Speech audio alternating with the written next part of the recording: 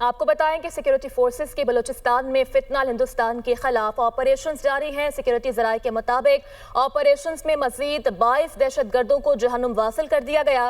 گزشتہ 3 روز میں ہلاک دہشت گردوں کی تعداد 177 ہو چکی ہے۔ اسی پر بات کرنے کے لیے بریگیڈیئر ریٹائرڈ مسعود خان صاحب نے ہمیں جوائن کیا ہے۔ بہت شکریہ بریگیڈیئر صاحب، آپ نے ہمیں اپنا قیمتی وقت دیا۔ سر، جو اس وقت کارروائیاں جاری ہیں اور بتایا جا رہا ہے کہ گزشتہ 3 روز میں 177 جو دہشت گرد ہیں ان کو واصل جہنم کیا گیا ہے، کیا کہیں گے اس پہ؟ جی ہاں، دیکھیں یہ سینیٹائزیشن جو آپریشن ہے یہ جاری ہے اور اس کے سیکورٹی فورسز سے انکلوڈنگ یہ پولیس شامل ہیں اور ڈیفرنٹ ایریاز میں کامبنگ آپریشنز ہو رہے ہیں اور دہشت گرد جو کچھ بھاگے ہیں ان کو تلاش کیا جا رہا ہے اور مزید بھی اچھی خبریں ملیں گی۔ اور پاکستان کا دیکھیں یہ ایک بڑا عزم ہے، Pakistan will make them pay اور جو بھی ہے کہ it should not be go unanswered، تو اس میں تو کوئی دو رائے نہیں ہے، اس میں کوئی ڈاؤٹ نہیں ہے اور جو ایک عزم ہے اس عزم کو پورا کریں گے۔ اور جس طرح کے واقعات ہوئے تھے اور دیکھیں کہ یہ واقعہ ایسے عام چند دہشت گرد مل کے نہیں کر سکتے unless پیچھے سے ان کو ساری پلاننگ کی گئی تھی اور راہ کی پلاننگ تھی اور جس طریقے سے ٹارگٹ کی سلیکشن تھی۔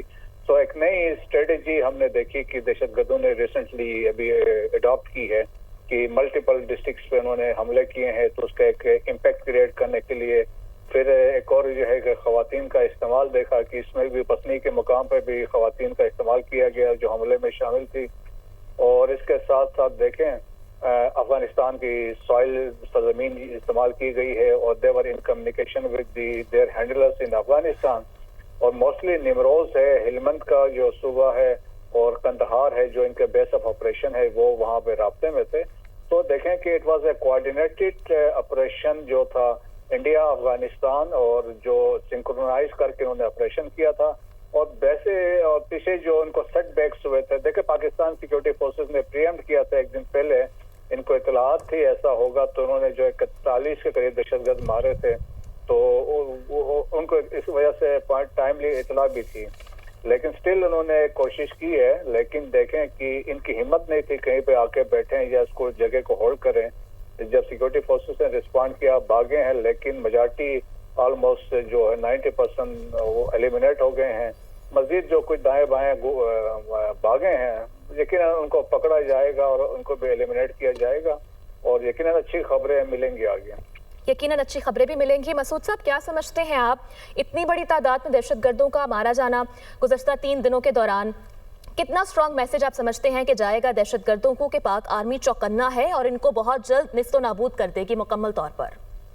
جی ہاں، بالکل دیکھیں کہ یہ ریزالو ہے، نیشنل کلیئرٹی ہے، نیشنل ریزالو ہے کہ ہم نے کسی صورتحال کسی میں کمپرومائز نہیں کرنا ہے، ان کو معاف نہیں کرنا ہے اور جو جہاں بھی جائیں گے دے ول بی فالوڈ۔ اور اس میں ایون جو جہاں سے یہ بیس آف آپریشن ہے that's why I am telling کہ کسی کو بھی معاف نہیں کیا جائے گا۔ جہاں سے فیسیلیٹیشن ہوئی ہے، جہاں سے یہ لانچ کیا گیا ہے یا پاکستان کے اندر سے بھی فیسیلیٹیشن جنہوں نے کی ہے they will be taken to task. اور یہ مزید جو آگے چند دنوں میں جو ایک کمپریہنسو پریس بریفنگ ہوگی اس میں تمام یہ اطلاعات اور ڈیٹیلز شیئر کی جائیں گی۔